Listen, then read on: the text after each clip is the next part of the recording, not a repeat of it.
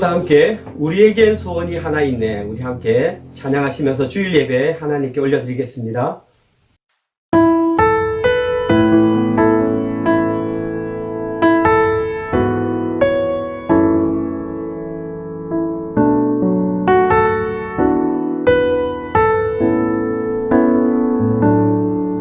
우리에겐 소원이 하나 있네. 주님 다시 오실 그날까지 우리 가슴에 새긴 주의 십자가 사랑, 나의 교회를 사랑케 하네. 주의 교회를 향한 우리 마음, 희생과 포기와 가난과 고난, 하물며 죽음조차 우리 막을 수 없네. 우리 교회는 이 땅의 희망,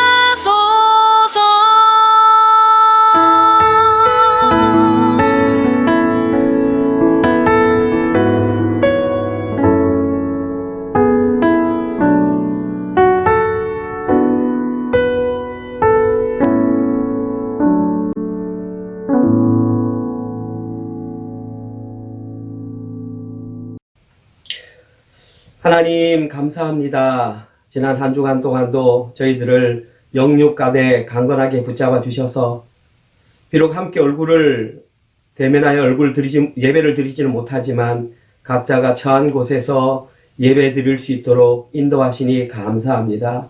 특별히 지난 한 주간 갈라디아서 말씀을 통해서 하나님의 자녀가 어떠한 자인지를 깨달을 수 있도록 인도하시니 감사합니다. 또 들려오는 소식에 이제 좀 시간이 지나면 함께 저희들이 모여서 예배 드릴 수 있다는 소식이 들려오고 있습니다. 그때까지 하나님의 자녀답게 잘 살아내게 하셔서 저희들이 다시 만나는 날 진정 기쁨으로 함께 예배 드리는 우리 성도들 되게 하여 주시옵소서. 오늘도 신령과 진정으로 드리는 저희들의 예배를 받아 주시옵소서. 예수님 이름으로 기도드렸습니다. 아멘. 사도신경으로 우리의 신앙을 고백하도록 하겠습니다. 전능하사 천지를 만드신 하나님 아버지를 내가 믿사오며 그 외아들 우리 주 예수 그리스도를 믿사오니 이는 성령으로 잉태하사 동정녀 마리아에게 나시고 본디오 빌라도에게 고난을 받으사 십자가에 못 박혀 죽으시고 장사한 지 사흘 만에 죽은 자 가운데서 다시 살아나시며 하늘에 오르사 전능하신 하나님 우편에 앉아 계시다가 저리로서 산자와 죽은 자를 심판하러 오시리라. 성령을 믿사오며 거룩한 공예와 성도가 서로 교통하는 것과 죄를 사하여 주시는 것과 몸이 다시 사는 것과 영원히 사는 것을 믿사옵나이다. 아멘.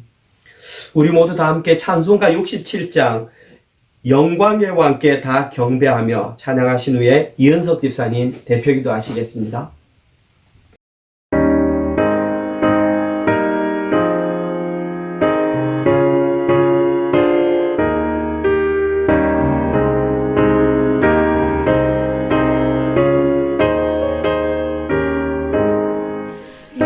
영광의 왕께 다 경배하며 그 크신 사랑 늘 찬송하라. 옛부터 영원히 참만 계시니 그 영광의 주를 다 찬송하라. 능력과 은혜 다 찬송하라. 그 옷은 햇빛 그 집은 궁창 그 노래 소리로 준호하시고 폭풍의 날개로 달려가신다.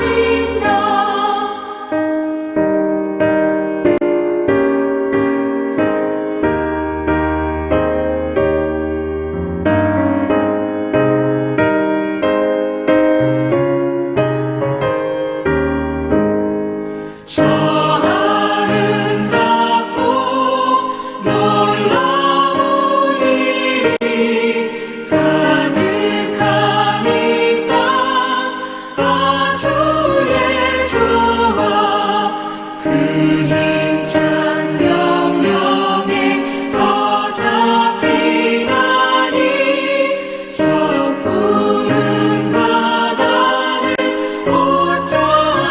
옷자락이라 실그릇같이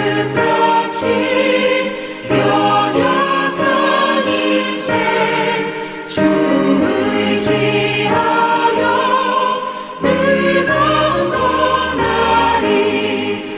온 백성 지으신 만왕이시니 그 자비 영원히 변함없어라.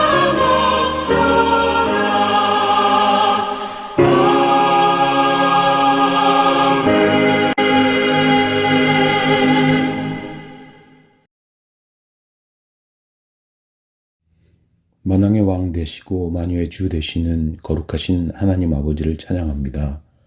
사랑의 하나님, 지난 한 주도 어려운 상황 속에서도 저희를 한순간 놓지 않으시고 지켜주셨다가 오늘 거룩한 주일을 허락하시어 사랑하는 은혜로 가족들 각자의 처소에서 예배를 드리게 하시니 진심으로 감사를 드립니다. 세상 사람들의 눈으로 볼 때는 지난 한 주도 고단하고 힘든 시간이었지만 예수 그리스도의 대속하심으로 구원받은 저희들에게는 은혜와 축복의 시간이었음을 고백합니다. 오늘 이 거룩한 주일 그 사랑과 은혜가 풍성하신 하나님 아버지께 신령과 진정으로 예배드리오니 허락하신 각 예배 처소에 임재하시어 저희의 예배를 흠양하여 주시옵소서.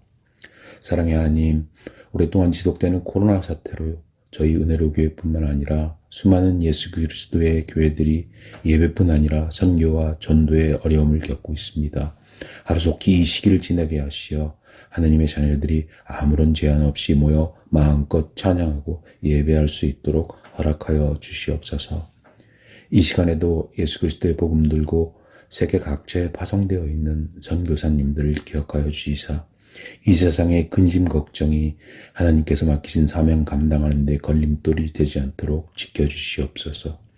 또한 믿는 자건 믿지 않는 자건 이 엄중한 시기를 통하여 주 하나님이 아니고서는 저희들이 얼마나 연약한 존재인지 깨닫고 회개하고 하나님의 길로 돌이킬 수 있도록 인도하여 주시옵소서. 사랑의 하나님, 예수 그리스도께서 머리 되신 은혜로 교회를 위하여 기도합니다.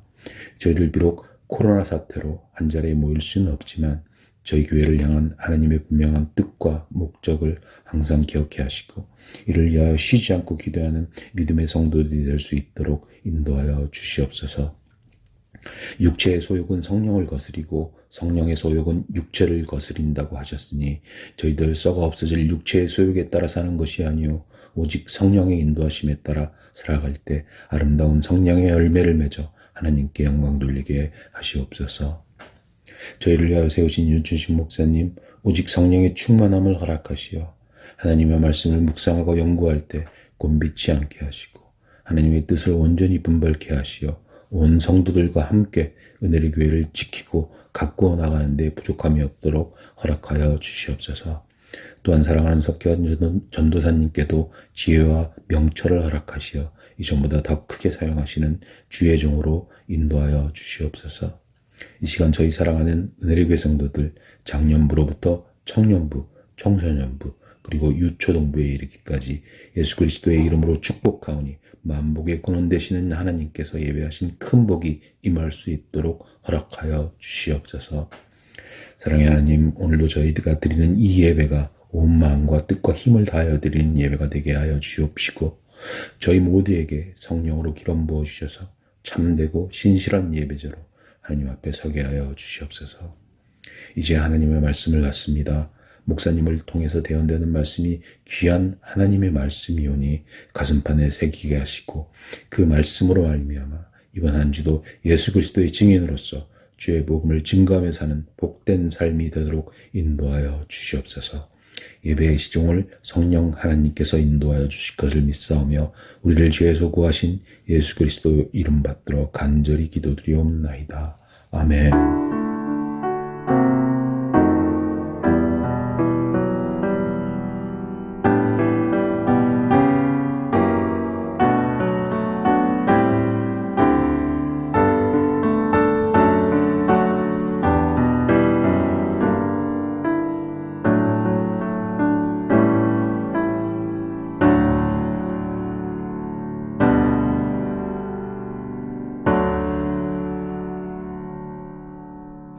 오늘 저희들이 함께 나눌 말씀은 갈라디아서 5장 19절에서 24절 말씀입니다. 갈라디아서 5장 19절에서 24절 우리 찾으셨으면 저와 함께 한 목소리로 읽도록 하겠습니다. 육체의 일은 분명하니 곧 음행과 더러운 것과 호색과 우상 숭배와 주술과 원수 맺는 것과 분쟁과 시기와 분냄과 당 짓는 것과 분열함과 이단과 투기와 술 취함과 방탕함과 또 그와 같은 것들이라. 전에 너희에게 경계한 것 같이 경계하노니 이런 일을 하는 자들은 하나님의 나라를 유혹으로 받지 못할 것이요 오직 성령의 열매는 사랑과 희락과 화평과 오래 참음과 자비와 양성과 충성과 온유와 절제니 이 같은 것을 금지할 법이 없느니라. 그리스도 예수의 사람들은 육체와 함께 그 정욕과 탐심을 십자가에 못 박았느니라. 아멘. 지난 9일 정부에서는 코로나 관련된 새로운 소식을 우리에게 발표했습니다. 그 내용이 무엇이냐 하면 10월 중순경까지 2차 코로나 백신 접종률이 70%에 도달하게 되면 백신 접종을 완료한 사람들을 대상으로 코로나 규제 조치를 완화하겠다라는 그러한 내용이었습니다. 여기에는 참 많은 내용이 포함되어 있었는데 특별히 저희들과 관련해서 직접적으로 반가운 소식이 있었습니다. 그것은 뭐냐 하면 이 조건을 갖춘다면 교회를 다시 개방해서 포스키아미트를 떨어져서 예배를 드릴 수 있게 하겠다라는 소식이었습니다. 비록 가까이서 예배를 드리지 못하지만 이렇게 함께 모여서 예배 드릴 수 있는 것 자체가 저희들에게는 아주 큰 기쁜 소식이 아닐 수가 없습니다. 이런 정책에 따라서 우리 은혜로 교회 모든 성도님들께서도 가급적이면 10월 중순까지 그 2차 코로나 백신 접종을 완료하셔서 한 번도 빠짐없이 상황이 된다면 함께 모여서 예배 드리는 그날이 빨리 왔으면 좋겠습니다. 이런 시책에 함께 동참해 주시기를 당부드립니다. 저희들은 지금 계속해서 갈라디아서 말씀을 묵상하고 있습니다. 여러분들이 잘 아시는 것처럼 갈라디아서는 전체 6장으로 구성되어 있는 사도 바울이 갈라디아 지역에 퍼져 있는 성도들에게 보낸 편지가 바로 갈라디아서입니다. 그리고 이 갈라디아서의 내용을 보다 좀 쉽게 이해하기 위해서는 내용을 이렇게 잘라가면서 읽는 것이 굉장히 중요합니다. 그런데 성경학자들마다 어디서 잘라야 하는지에 대한 의견은 각자가 다 다릅니다. 그런데 유일하게 그 모든 학자들이 공통적으로 말하는 것이 뭐냐 하면 갈라디아서를 두 부분으로 나누라. 그러면은 거의 대부분의 성경학자들은 이렇게 두 부분을 나눕니다. 갈라디아서 1장에서 4장을 한 부분이라고 말하고 갈라디아서 5장과 6장을 또 다른 부분이라고 그렇게 말을 하는 데는 대부분의 성경학자들의 의견이 일치합니다. 그래서 저희들은 이 첫 번째 부분에 관한 내용은 이미 저희들은 갈라디아서 말씀 묵상을 통해서 거기에 어떤 내용이 기록되어 있는지 너무나 잘 알고 있습니다. 사도 바울은 갈라디아 교회 성도를 향하여 거짓 교사들이 외쳤던 그 거짓 복음을 경계해야 한다고 일관되게 첫 번째 부분에서 선포를 했습니다.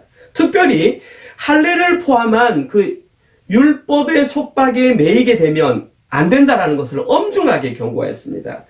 그리고 그러한 율법을 지키는 것은 하나님의 자녀가 되는 것과는 전혀 관계가 없다라는 내용을 사라와 하갈의 비유를 들어서 설명을 했습니다. 그때 사도 바울은 사라와 같이 하나님을 절대적으로 의존하는 그 사람이 바로 약속의 자녀임을 분명하게 알려주었습니다.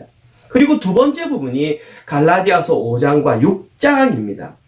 이것을 우리가 좀 쉬운 말로 표현하면 갈라디아서의 실천편이라고 말을 할 수 있습니다. 사도 바울은 갈라디아서 5장과 6장에서 이제 약속의 자녀가 된 갈라디아 교회 성도들이 실제적으로 어떠한 삶을 살아야 하는지를 거기에 대해서 구체적인 예들을 통해서 우리에게 알려주고 있습니다. 그리고 어제 저희들이 묵상했던 그 본문이 여기에 대한 실천편의 첫 번째 내용이었습니다. 사도 바울은 어제 본문에서 갈라디아 성도들에게 세 가지의 내용을 권면해 주었습니다. 어제 내용이긴 하지만 저희들이 간략하게 한번 복습을 해볼 필요가 있습니다. 사도 바울이 첫 번째 했던 권면은 다시는 종의 멍에를 매지 말라는 것이었습니다. 이미 십자가 복음으로 말미암아 자유자가 되었는데 왜 또다시 그 종의 속박에 들어가야 하느냐고 그렇게 사도 바울은 외쳤던 것입니다. 그리고 만약에 당신들이 할례를 포함한 어떤 율법의 조항을 지키게 되면 그때부터 당신들은 율법 전체의 조항을 지켜야 하는 의무가 발생한다고 그렇게 말을 했습니다. 그런데 더 심각한 것이 무엇이냐 하면 그렇게 율법의 조항을 지키게 되면 그때부터는 예수 그리스도와는 어떤 관계도 없는 그 관계가 완전히 단절되는 무시무시한 그런 내용이 선포되었던 것입니다. 이것을 진짜 쉽게 말하면 그들은 구원받을 수 있는 자들이 아니라는 사실을 선포했던 것입니다. 그리고 어제 본문에서 사도 바울이 두 번째 했던 권면의 내용은 스스로 배워보기를 원한다는 내용이었습니다. 어제 제가 큐티 본문에서도 밝혀드렸지만 사실 이것은 권면이라기보다는 어떤 면에 있어서 거짓 교사들을 향한 조롱이나 어떤 경고와 같은 내용이라고 말할 수 있습니다. 사도 바울에게 있어서 가장 소중했던 것은 갈라디아 성도들의 영혼 구원이었습니다. 심지어 사도 바울은 갈라디아 성도들의 영혼 구원을 위해서 자기가 신체적으로 병이 들어있고 또 신분적으로 자기의 사도성에 대한 위협을 받는, 오해를 받는 그 모든 상황 속에서도 그 모든 것을 감수하면서 십자가 복음을 전파함으로 그들이 바로 하나님의 백성이 되는 곳에 도움을 주었던 사람이 사도 바울이었습니다. 그런데 사도 바울이 떠나간 이후에 거짓 교사들이 갈라디아 교회에 찾아와서 갈라디아 성도들을 미혹했다는 것입니다. 그리고 사도 바울은 이것을 도저히 참을 수가 없었던 것입니다. 그래서 그들을 향해서 사도 바울은 이렇게 말했습니다. 당신들이 그렇게 할례가 좋을 것 같으면 할례만 행하지 말고 그 전체 부분을 다 도려내어서 당신들의 믿음이 얼마나 좋은지를 한번 증명해 보라고 지금 그렇게 호통을 쳤던 것이 두 번째 권면의 내용이었습니다. 그리고 어제 본문에서 세 번째 사도 바울이 했던 권면의 내용은 오직 사랑으로 서로 종노릇 하라는 것이었습니다. 예수 그리스도의 십자가 복음으로 약속의 자녀가 되었던 자들에게 그들은 이미 진리 안에서 자유를 누릴 수 있는 자들이 되었습니다. 그런데 자칫 잘못하면 그 자유가 과용되어 남용되어서 형제 자매들에게 해가 될 수 있음을 알려주었습니다. 그러면서 사도 바울은 그 자유가 해가 되지 않기 위한 한 가지 기준을 세웠습니다. 그 기준이 바로 무엇이냐 하면 성도 간에 서로 섬기는 것이었습니다. 여러분, 섬김이라고 하는 것은 내가 좋아하는 것을 상대방에게 권하거나 강요하는 것이 섬김이 아닙니다. 진짜 섬김이라고 하는 것은 상대방이 무엇을 원하는지를 알아서 나의 희생과 나의 수고를 감당하면서 행하는 것이 섬김이라는 것입니다. 그리고 사도 바울은 그러한 섬김이 온전히 성취가 될 때에 예수님께서 말씀하셨던 율법의 온전한 성취인 이웃사랑이 온전하게 이루어진다고 어제 본문에서 말해주었던 것입니다. 그리고 내용이 오늘 본문으로 연결이 됩니다. 따라서 오늘 본문은 갈라디아에서 기록된 실천편의 두 번째 내용이라고 말할 수 있습니다. 그리고 오늘 본문에는 어제 내용보다도 조금 더 한 발 더 앞선 내용이 기록되어 있습니다. 조금 더 확장되어서 이제 약속의 자녀가 된 사람들은 서로를 섬기면서 살아가는 자들인데 그들이 과연 구체적으로 어떠한 자들인지 그 내용이 오늘 본문에 기록되어 있습니다. 그리고 오늘 본문을 한마디로 요약하면 하나님의 유업을 받을 자들이 누구인가? 이 내용이 오늘 본문의 핵심 내용입니다. 그리고 오늘 설교의 제목이기도 한 것입니다. 하나님 나라의 유업을 받을 자들이 과연 누구인가? 이들이 바로 예수 그리스도와 함께 하나님 나라에 가서 영원한 다스림을 받을 자들이며 영원히 예수 그리스도의 신부가 된 그 자들이 바로 하나님 나라의 유업을 받을 자들이라는 것입니다. 오늘 본문에는 이들에 관한 내용이 두 가지가 기록되어 있습니다. 첫 번째 부류가 누구냐 하면 자신들의 실제의 삶을 통해서 육적인 일을 멀리하며 살았던 자들이 바로 이들입니다. 그리고 여기에 해당하는 두 번째 부류의 사람들이 누구냐 하면 자기 실제 삶을 통해서 성령의 열매를 맺었던 그 사람들이 바로 하나님 나라를 유업으로 받을 수 있는 자들이었습니다. 오늘은 첫 번째와 두 번째로 나누어서 한번 살펴보겠습니다. 설교를 진행하는 동안 여러분들은 성경을 가지고 따라오시면 설교가 지루하지 않습니다. 그런데 가만히 앉아 계시면 아무래도 이렇게 조금 어려운 말들이 오가기 때문에 좀 지루해질 수가 있습니다. 여러분 당부드립니다. 펜을 준비하셔서 성경을 같이 보아가면 아마 설교가 생각보다 재미있을 것입니다. 여기에 대한 첫 번째 부류가 오늘 본문 19절에서 21절 사이에 기록되어 있는 자들입니다. 제가 읽어봅니다. 육체의 일은 분명하니 곧 음행과 더러운 것과 호색과 우상숭배와 주술과 원수 맺는 것과 분쟁과 시기와 분냄과 당 짓는 것과 분열함과 이단과 투기와 술취함과 방탕함과 또 그와 같은 것들이라. 전에 너희에게 경계한 것 같이 경계하노니 이런 일을 하는 자들은 하나님 나라를 유업으로 받지 못할 것이요. 지금 사도 바울은 이 부분에서 어떤 자가 하나님 나라를 유업으로 받을 것인가를 소개한 것이 아니라 어떤 자가 하나님 나라를 유업으로 받을 수 없는지를 지금 소개하고 있다는 것입니다. 근데 재밌는 것은 그 하나님 나라를 유업으로 받을 수 없는 자들이 소개되는 내용이 너무나 구체적이라는 내용입니다. 그냥 두리뭉실하게 이러한 자들은 하나님 나라에 가지 못합니다 이렇게 말을 한 것이 아니라 너무나 구체적이고 너무나 명확하게 이런 자들은 하나님 나라의 백성이 될 수 없습니다 라고 말을 했던 것입니다. 이것이 의미하는 것은 그만큼 어떤 자가 하나님 나라에 갈 수 있는 자인지 못 가는 자인지 판별해내기가 쉽다라는 말입니다. 지금 사도 바울은 갈라디아 성도들을 향하여 혹시 여러분들 중에서도 이와 같이 육적인 일을 하는 자들이 있는지 한번 점검해 보라는 것입니다. 그리고 만약에 그런 내용이 있으면 지금 당장 이 내용을 듣는 즉시 그것을 버리라는 그런 경고의 메시지인 것입니다. 오늘 본문에 사도 바울이 소개했던 내용은 전체 15가지 단어가 나열되어 있습니다. 그런데 이것을 하나하나 살펴보면 굉장히 좀 어려울 것입니다. 그래서 이것을 분류별로 하면 네 가지 분류로 나눌 수가 있습니다. 첫 번째 분류가 뭐냐 하면 순결과 정결과 관련된 내용입니다. 여기에 해당되는 것이 음행과 더러운 것과 호색입니다. 이 세 가지 행위들은 제가 방금 말씀드렸듯이 성적으로 불결한 행동의 결과들이 바로 이것입니다. 그냥 보면 압니다. 음행, 더러운 것, 호색. 그 내용이 그렇게 어렵지는 않습니다. 저희들이 여기서 살펴봐야 하는 것은 왜 사도 바울은 이 세 가지 내용을 15가지 중에 가장 먼저 기록했는가를 저희들은 살펴볼 필요가 있습니다. 사도 바울은 이 내용을 통해서 성령 충만하지 않고 육체의 소욕을 따라 사는 사람들에게서 가장 먼저 드러나는 현상이 바로 이 성적인 불결함과 관련된 성적 타락임을 저희들에게 알려주는 것입니다. 그만큼 조심하라는 것입니다. 성령 충만하지 않으면 가장 먼저 범죄를 저지를 수 있는 것이 바로 성적인 타락이라는 것입니다. 이것을 조금 풀어서 설명한다면 사도 바울은 지금 갈라디아 교회 성도들에게 거짓 복음을 증거했던 거짓 교사들이 첫 번째 내세웠던 것이 뭐냐면 할례였습니다.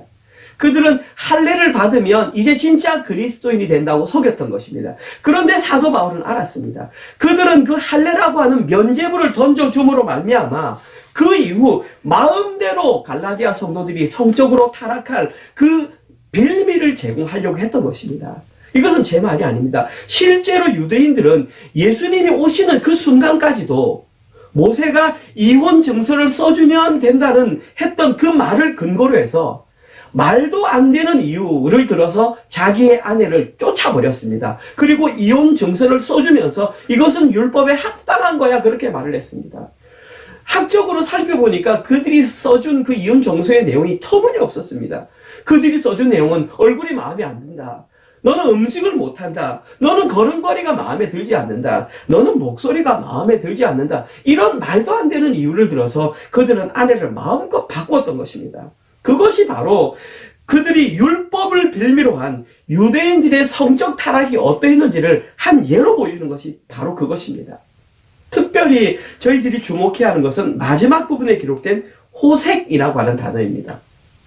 이 호색이라고 하는 단어는 의미가 뭐냐 하면 억제할 수 없는 육적인 욕망 혹은 무절제, 이것이 관련된 그 단어가 바로 호색입니다. 억제할 수 없는 유욕이 바로 호색이라는 것입니다.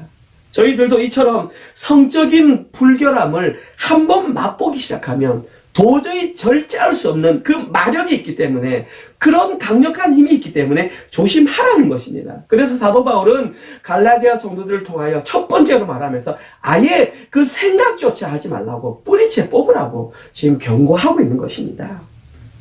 다음으로 두 번째 분류는 종교적인 범죄와 관련된 내용입니다. 여기에 해당하는 내용이 우상숭배와 주술입니다. 좀 전에 말씀드렸던 것처럼 여기에 기록된 이 두 가지 육적인 일은 첫 번째 내용에 기록되었던 그 인간을 향한 성적인 불결함이 하나님께 드러난 것이 바로 이것이라고 보시면 됩니다. 율법을 목숨처럼 지켰던 유대인들은 그들의 역사를 살펴보면 단 한 번도 하나님 한 분만을 온전히 섬겼던 적이 없었습니다. 그들의 역사는 바로 우상의 역사였습니다.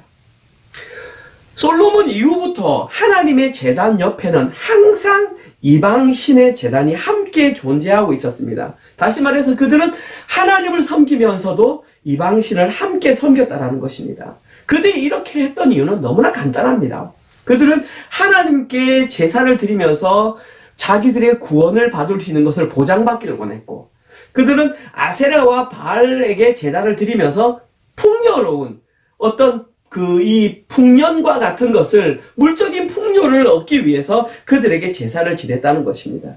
쉽게 말해서 이스라엘 백성들에게 우상숭배와 주술은 특별한 행위가 아니라 그들의 일상이었던 것입니다. 또 이러한 모습은 예수님 당시에 이스라엘 백성들이 살아가던 그 제물과 하나님을 동시에 섬기는 모습이나 지금 이 시대를 살아가는 사람들이 그러한 모습을 드러내는 것과 일맥상통하다고 말을 할 수 있습니다. 다음으로 세 번째 분류는 인간의 사악한 본능과 관련된 내용입니다.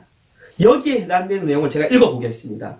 원수 맺는 것, 분쟁, 시기, 분냄, 당짓는 것, 분열함, 이단, 투기, 여기에는 8가지가 해당이 됩니다. 그런데 재미있는 것은 여기에서 2가지 공통점이 발견됩니다. 이 8가지를 자세히 읽어보면 첫 번째 공통점이 모두 다 공동체와 관련되어 있습니다. 그런데 공동체의 분열을 시키는데 아주 탁월한 역할을 하는 것이 이 8가지 역할의 공통적인 특징입니다. 또 2번째 특징이 뭐냐 하면 이 8가지의 공동체를 파괴하는 이것을 치유할 수 있는 약이 바로 사랑이라는 것입니다. 사랑만 있으면 이 8가지는 쉽게 해결될 수 있다는 공통점이 있습니다. 제가 다시 그 8가지를 천천히 읽어볼 테니까 그걸 한번 주목해 보십시오.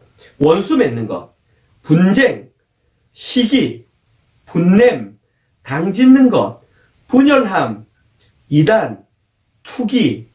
여기에 기록된 8가지 가운데에 이단이라고 하는 이 단어가 조금 의아하다고 생각될 것입니다. 이 이단은 우리가 지금 알고 있는 어떤 종교적으로 잘못된 이단을 말하는 것이 아닙니다. 여기서 말하는 이단이라고 하는 단어는 다른 사람과 분리시켜서 자신의 견해를 막 주장하는 것을 이단이라고 표현합니다. 지금 우리가 쓰는 말로 쉽게 표현하면 당파 혹은 분파 이렇게 말할 수 있습니다. 좀 더 쉽게 말하면 끼리끼리 뭉쳐 다니는 것이 바로 이단이라고 표현했습니다. 그래서 처음 말씀드린 것처럼 여기에 기록된 8가지 단어들은 공통적으로 공동체를 파괴하는데 너무나 큰 역할을 한다는 것입니다. 그리고 이러한 내용, 이 8가지 내용은 좀 전에 말씀드렸던 것처럼 이스라엘의 역사상 단 한 번도 떠나본 적이 없습니다. 이스라엘, 특별히 이스라엘 가운데에 북이스라엘의 역사를 보면 왕이 수시로 바뀌는 걸 볼 수 있습니다. 그들은 왕을 배신하고 죽이고 배반하고 다투고 하는 것이 그들의 역사적이었습니다. 근데 중요한 것은 율법주의로는 그 문제를 절대 해결할 수 없다는 것이 문제였습니다. 그리고 더 심각한 문제는 요즘과 관련된 내용입니다. 이러한 내용들이 지금 이 시대의 교회에서도 너무나 자연스럽게 퍼져 있다는 사실입니다. 이제 저희들은 어떤 교회가 분열되었다, 어떤 교회에 다툼이 일어났다라는 소식을 들었을 때 이제 놀라지도 않습니다. 그것이 너무나 일반화되어 있기 때문에 우리는 놀라지 않습니다. 근데 참으로 이것은 가슴 아픈 일이 아닐 수 없습니다. 성령으로 하나된 성령 공동체에서는 그러한 일이 발생해서는 안 되는 것입니다.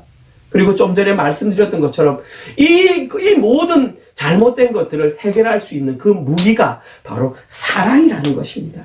그래서 어제 보면 13절에서 사도 바울은 이렇게 권면을 했던 것입니다. 오직 사랑으로 종노릇 하는 것 외에는 이것을 해결할 방법이 없다. 이것이 사도 바울의 외침이었습니다. 그런데 성경을 제가 읽어보니까 사도 바울만 이렇게 외쳤던 것이 아닙니다. 성경에는 이와 같은 가르침이 곳곳에 있었습니다. 특별히 제가 한 곳을 찾아봤는데 그것이 바로 요한일서 3장 14절에서 18절에 있는 내용입니다. 사도 바울과 같이 사도 요한이 똑같이 외쳤습니다. 제가 읽어봅니다. 우리는 형제를 사랑함으로 사망에서 옮겨 생명으로 들어간 줄을 알거니와 사랑하지 아니하는 자는 사망에 머물러 있느니라. 그 형제를 미워하는 자마다 살인하는 자니 살인하는 자마다 영생이 그 속에 거하지 아니하는 것을 너희가 아는 바라.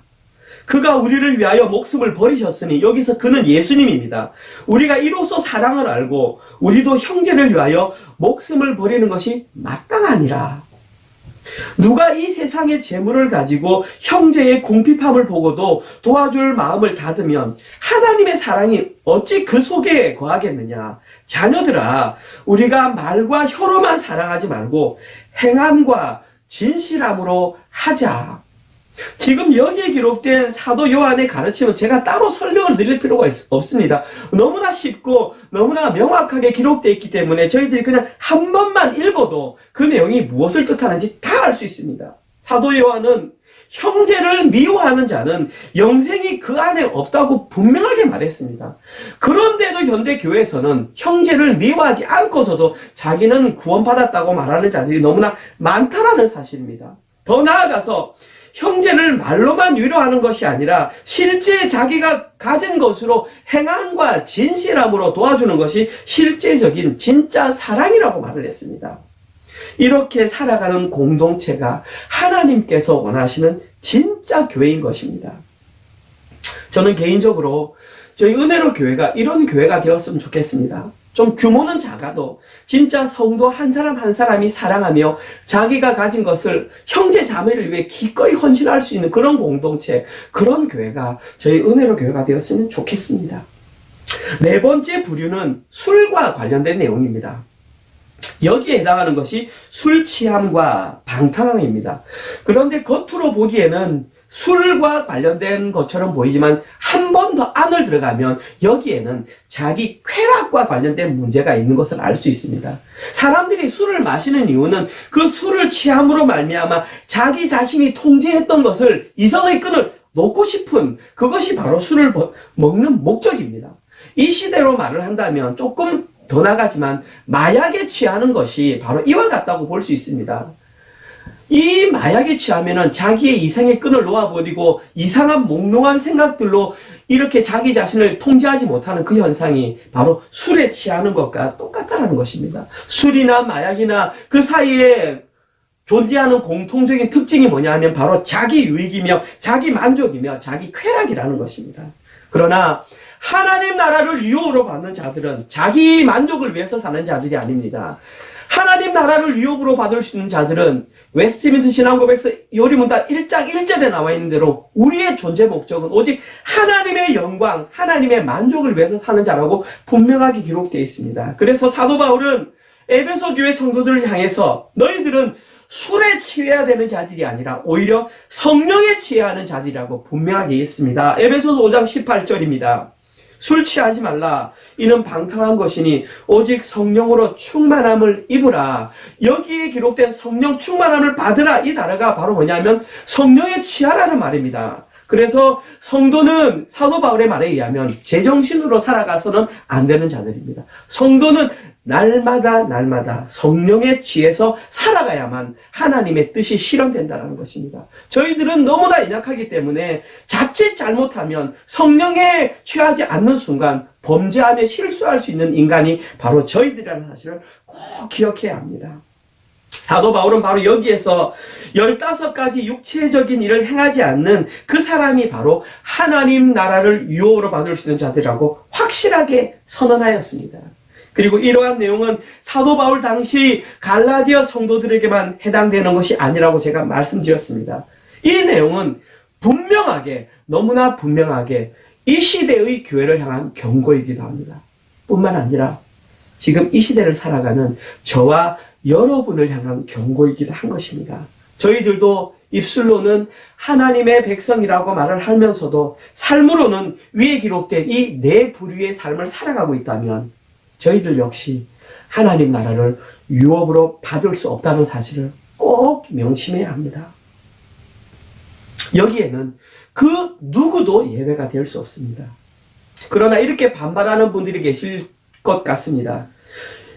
목사님, 구원은 철저하게 하나님에 의해서 하나님의 은혜로 주어지는 것이 아닙니까? 라고 물으시는 분이 계실 수 있습니다. 맞습니다. 당연히 우리의 구원은 오직 하나님의 은혜로만 이루어지는 것이 맞습니다. 그런데 구원을 받은 자들에게서는 반드시 이와 같은 삶의 증거가 나와야 한다고 성경에는 너무나 분명하게 말하고 있다는 것입니다. 성경에는 이와 같은 삶의 증거가 나오지 않으면, 이와 같은 삶의 증거가 나오지 않으면서 자신은 하나님의 구원을 받은 자가 맞다라고 주장하는 사람이 있으면 그 사람은 100% 거짓 복음에 미혹된 사람입니다. 이건 제가 장담할 수 있습니다. 성경 어디에도 이런 삶을 살지 않아도 구원받을 수 있다고 말한 부분이 단 한 군데도 없습니다. 성경은 너무나 분명하게 구원받은 자에게는 반드시 구원받은 자다운 삶의 모양이 나와야 한다고 말하고 있습니다.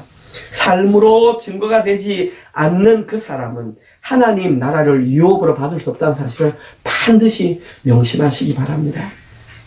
다음으로 오늘 본문의 큰 두 번째 내용입니다. 오늘 본문 두 번째에는 하나님 나라를 유업으로 받을 수 있는 두 번째 부류의 사람을 자신의 실제 삶을 통해서 성령의 열매를 맺는 자들이라고 말했습니다. 오늘 본문 22절과 23절입니다.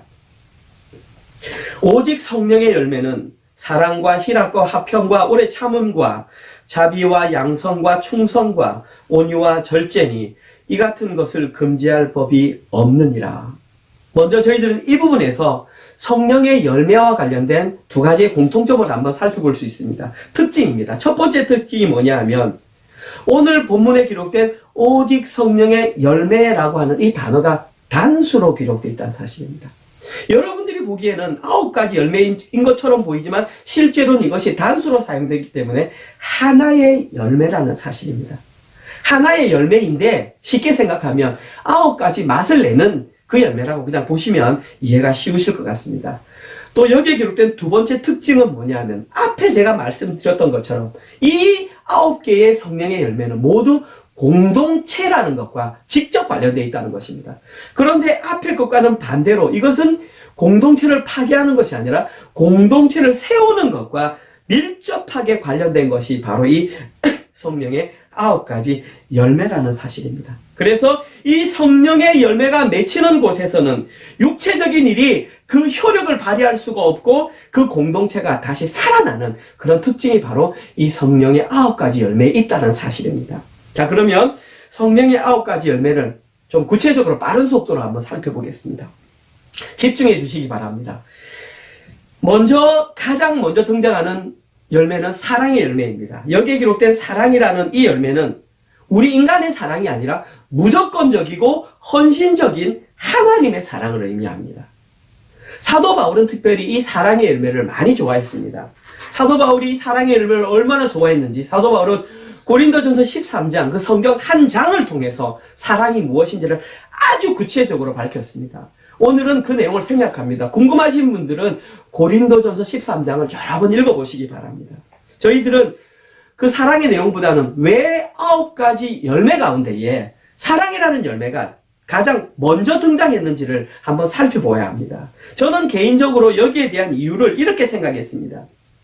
좀 전에 앞에 제가 설명드렸던 육적인 일의 세 번째 부류에 해당하는 것이 인간의 사악한 본능과 관련되어 있다고 제가 말씀드렸습니다. 그런데 인간의 사악한 본능을 막을 수 있는 그 효약이, 그 유일한 치료약이 바로 사랑이라고 제가 말씀을 드렸습니다. 그래서 사도 바울은 그 치료를 할 수 있는 첫 번째 약이 바로 사랑이다. 이것을 강조하기 위해서 9가지 열매 가운데에 저는 사랑의 열매를 가장 첫 번째 기록했다고 생각했습니다. 뿐만 아니라 두 번째 이유가 뭐냐 하면 사랑이라는 것은 제가 말씀드렸지만 사람의 것이 아니라 원래 하나님의 것이라고 말씀드렸습니다. 사랑을 맺으실 수 있는 분은 하나님밖에 없습니다. 그런데 하나님께서는 그 사랑을 어디서 보여주셨냐 하면 십자가 위에서 자신의 아들 독생자 예수 그리스도를 못 박으시면서 그 사랑을 보여주셨다는 것입니다. 따라서 저희들이 사랑이라는 그 열매를 조금이라도 맛보기 위해서는 반드시 예수 그리스도께서 못 박히신 그 십자가의 사랑을 경험할 때, 다시 말해서 예수 그리스도와 연합될 때에만 저희들은 그 사랑을 조금 맛볼 수 있다는 것입니다. 쉽게 말씀드리면 이 성령의 열매 가운데 이 사랑의 열매와 십자가 복음은 뗄래야 뗄 수 없는 너무나 밀접한 관계가 있기 때문에 이 사랑이라는 열매를 가장 첫 번째 기록했다고 저는 생각을 했습니다. 두 번째 기록된 성령의 열매는 바로 희락입니다. 여기에 기록된 희락도 마찬가지입니다. 저희들이 일상을 살면서 누릴 수 있는 그런 어떤 수준이 낮은 그런 얇은 기쁨이 아닙니다. 이것 역시 오직 하나님의 사랑을 전폭적으로 믿었을 때 생기는 그 기쁨이 바로 희락이라는 것입니다. 쉽게 말씀드리면 이 희락은 구원을 경험한 자만 누릴 수 있는 기쁨이 바로 희락이라는 것입니다. 다음으로 세 번째 기록된 성령의 열매는 화평입니다. 이 화평이라는 단어의 헬라어가 여러분도 들어보셨을 것입니다. 에이레네입니다. 그리고 이것을 히브리어로 말하면 샬롬입니다. 그래서 보통 우리는 이 에이레네라고 하는 단어를 화평이라기보다는 평안 혹은 평화라는 단어로 저희들이 주로 해석을 합니다. 그런데 재미있는 것은 이 에이레네라고 하는 단어의 원어적인 의미입니다. 이 에이레네라고 하는 이 단어는 원래 두 마리 소가 한 방향으로 걸어가는 것을 형상화한 단어가 에이레네라고 합니다. 다시 말해서 두 마리 소가 걸어가는데 한 마리 소는 예수님이고 한 마리 소는 우리들입니다. 그런데 이 두 마리 소가 한 결의가 되어서 같은 멍에를 메고 걸어갈 때에 그것을 평안의 상태다. 그래서 샬롬이다, 에이렌이다 이렇게 말한단 말입니다. 그래서 그렇게 평안의 상태가 되면 외부의 환경이 어떻다 할지라도 우리의 옆에 예수님이 계시기 때문에 저희들은 그 평안을 유지할 수 있는 그 상태, 그것이 바로 평안, 화평이라는 열매입니다. 다음으로 기록된 성령의 열매는 오래 참음입니다. 이 오래 참음이라고 하는 단어는 두 가지 단어가 결합되었는데, 하나는 길다라고 하는 단어와 하나는 마음과 감정이라는 단어가 합쳐진 단어입니다. 그래서 이것을 풀어서 설명을 하면 어떤 상황 속에서도 계속하여 참음으로 말미암아 다른 사람을 관용하고 그렇게 말을 할 수가 있는 것입니다. 다음으로 기록된 성령의 열매는 자비입니다. 이 단어는 죄인을 구원하시려는 하나님의 한없는 친절하심, 그것을 우리는 자비라고 말합니다. 그런데 성령의 9가지 열매 가운데 이 단어가 사용된 이유가 있습니다. 그것이 뭐냐면 하나님 나라의 유업을 받을 수 있는 사람에게는 어떠한 성품이 드러나야 하는데 그 성품 가운데 드러나야 할 것이 바로 하나님의 자비의 성품이 성령의 열매 가운데 드러나야 하기 때문에 지금 이 단어가 기록되어 있었던 것입니다. 다음으로 기록된 성령의 열매는 양선입니다. 이것은 다른 말로 선한 성품이나 행동이라고 말을 합니다. 그런데 재미있는 것은 신약 성경에 이 단어가 총 4번 기록되었습니다. 그런데 이 양선이라는 단어가 4번 기록되었는데 그 단어 모두 다 사람의 선한 행동을 지칭할 때에 이 단어가 사용되었다는 것입니다. 다시 말해서 하나님의 성품을 드러낼 때에는 이 단어가 사용되지 않았다는 사실입니다. 그래서 저희들이 여기서 알 수 있는 것은 이 성령 충만한 사람에게는 반드시 이 양선의 모습이, 선한 성품이 드러나야 한다는 것을 저희들은 짐작할 수가 있습니다. 다음으로 기록된 성령의 열매는 충성입니다. 이 충성이라는 단어의 헬라어는 피스티스입니다. 혹시 이 단어를 들으시고 여러분들 가운데에 하는 분들이 계실 수 있습니다. 왜냐하면 이 피스티스라고 하는 단어는 보통 충성이라고 해석되기보다는 보통 믿음이라고 할 때 이 단어가 주로 사용됩니다.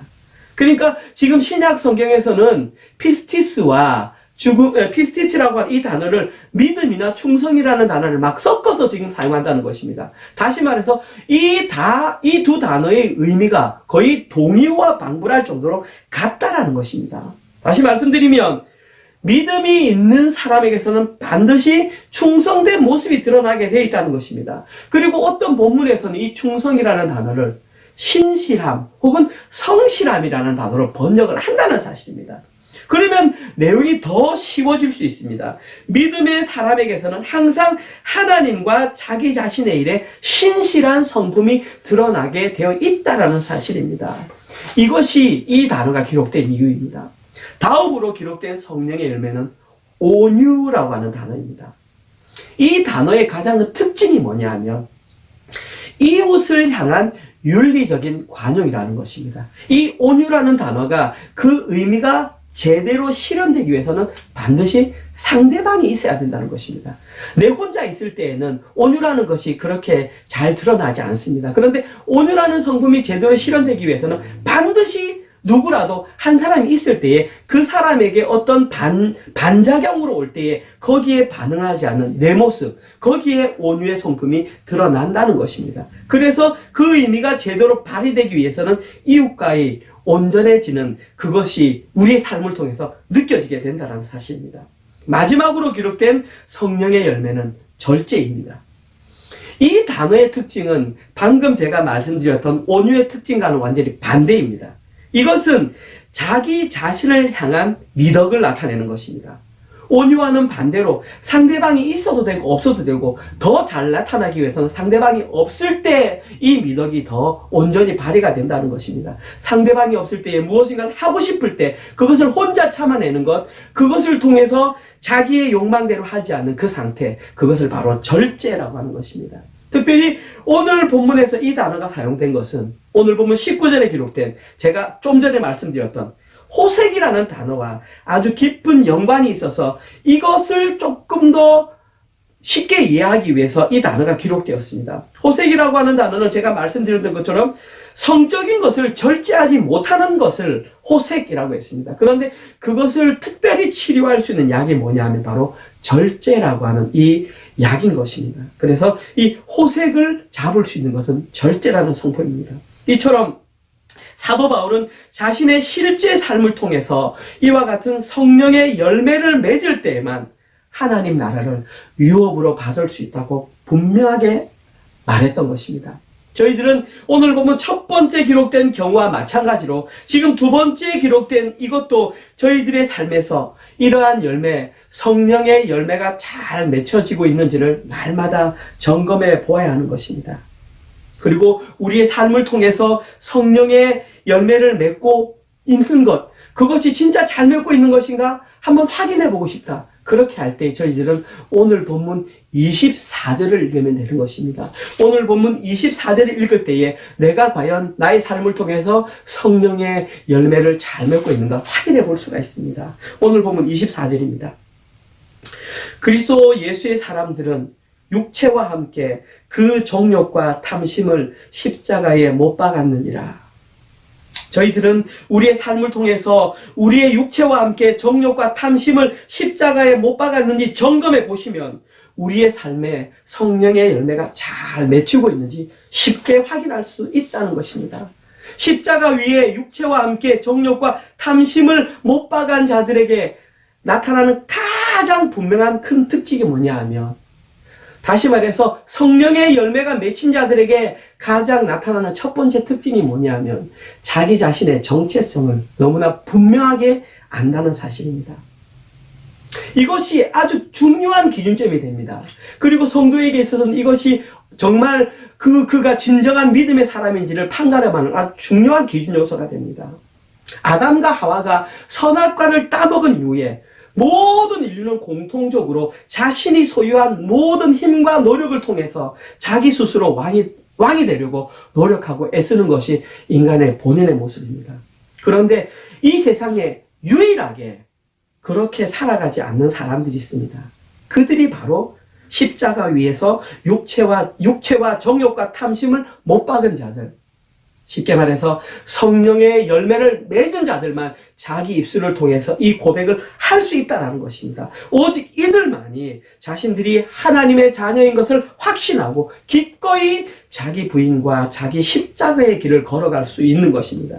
그리고 오직 이들만이 자신의 입을 통해서 날마다 나의 인생은 나의 것이 아니라고 고백하며 살 수 있다는 것입니다. 또한 오직 이들만이 자신의 무능함을 철저하게 인정하면서 자신의 실제 삶을 통해서 오직 여호와 하나님 한 분만을 더욱 더 의지하는 자들이 바로 이 자들이라는 것입니다. 그래서 이들은 자신의 삶 가운데 고난이 올 때에 그 고난을 통해 원망하는 것이 아니라 그 고난을 통해서 순종을 배워가는 자들이 바로 이들인 것입니다. 하나님께서는 이들을 향하여 너희들의 믿음이 크다라고 말씀해 주셨던 것입니다. 이들이 바로 오늘 본문에 기록된 하나님 나라를 유업으로 받을 수 있는 자들입니다. 그리고 이들에게는 반드시 그들의 삶으로 성령의 열매가 맺히게 되어 있습니다. 이번 한 주간 동안도 저희 은혜로 교회 모든 성도님들은 십자가 복음을 통해 하나님의 나라를 유업으로 받은 자답게 자신의 삶을 통해서 육적인 일을 멀리하고 성령의 열매를 맺으시는 모든 분들 되시기를 주님의 이름으로 축원드립니다. 우리 모두 다 함께 내 삶은 주의 것, 우리 함께 찬양하시겠습니다.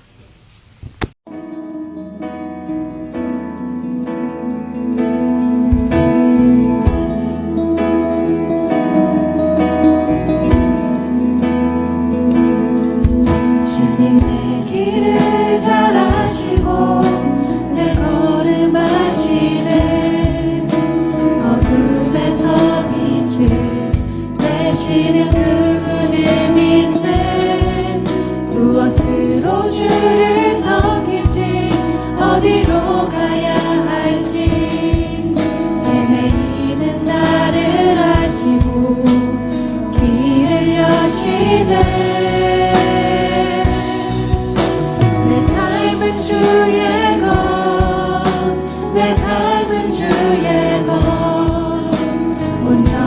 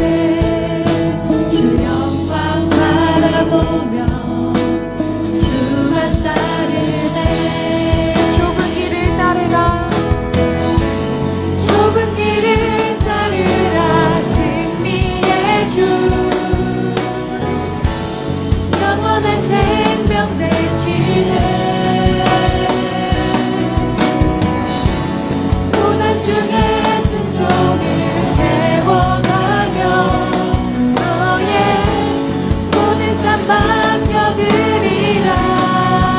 다시 한번 고백합시다. 좁은 길을 따르라. 승리의 주 영원한 생명 되시네. 고난 중에 순종을 배워가며 너의 모든 삶 맡겨드리라.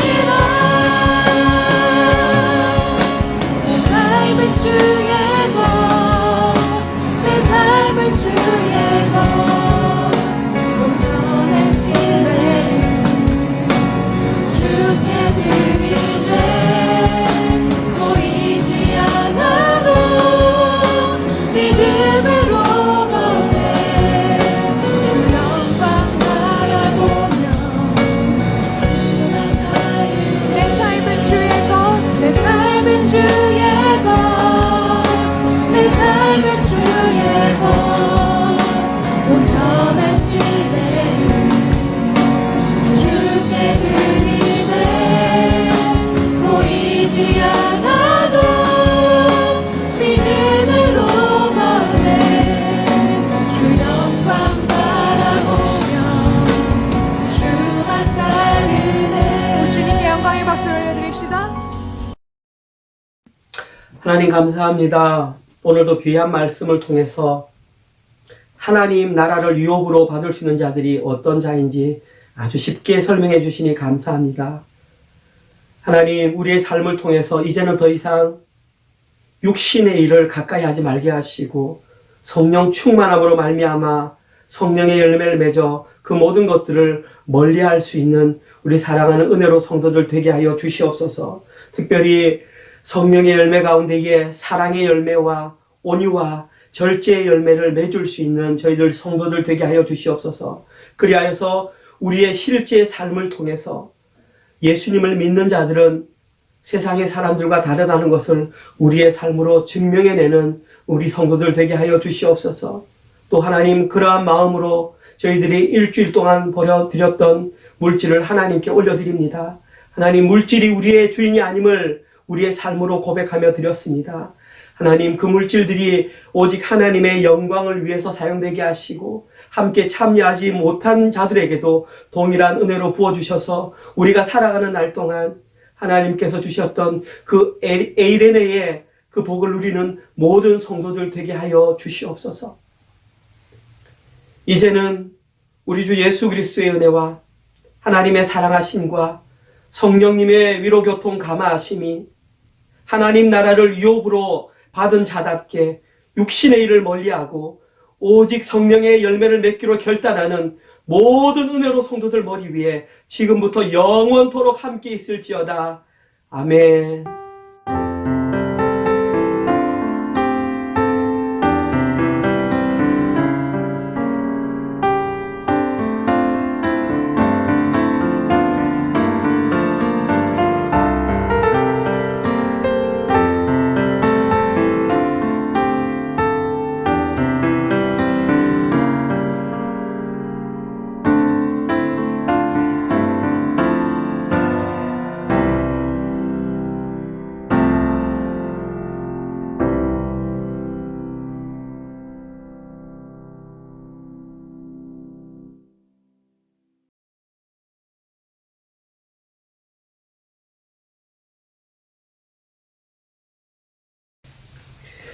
네, 감사합니다. 지금은 교회 소식을 전하는 시간입니다. 주보를 참고해 주시기 바랍니다. 주보를 보주시면 나머지 부분은 지난주와 동일합니다. 예배를 마친 즉시 우리 좁은 길 청소년부 줌으로 바로 모임을 갖는다고 합니다. 그리고 그거 마친 다음에 새가족 공부 오후 3시에 시작하도록 하겠습니다. 오늘부터는 또 이제 조금 내용이 변경되어서 조금은 다른 내용이 진행될 예정입니다. 특별히 바쁘시지 않으시면 함께 참석하셔서 우리가 어떤 것을 함께 목표로 하며 나아가는지 함께 공유하는 시간 되었으면 좋겠습니다. 그리고 7번째 보시면 코비드 관련 정부 정책이 변경되었다고 제가 그렇게 했습니다. 수시로 이제 그 내용들이 변경될 예정입니다. 여러분들은 정부에서 발표하는 내용에 귀를 기울여 주시고 그때 좀 민감하게 반응해 주시고 우리 믿는 자들이 먼저 정부가 잘못된 정책을 내지 않는 이상 협조하는 것이 바른 모습인 것 같습니다. 여러분들 거기에 맞추어서 함께 해주시고 계획대로라면 10월 중순에 함께 만나서 우리가 대면으로 예배 드릴 수 있는 날에 속히 왔으면 좋겠습니다. 우리 모두 다 함께 마라나타 찬양 드리신 후에 주일 예배 마치도록 하겠습니다. 한 주간 동안도 승리하시기 바랍니다.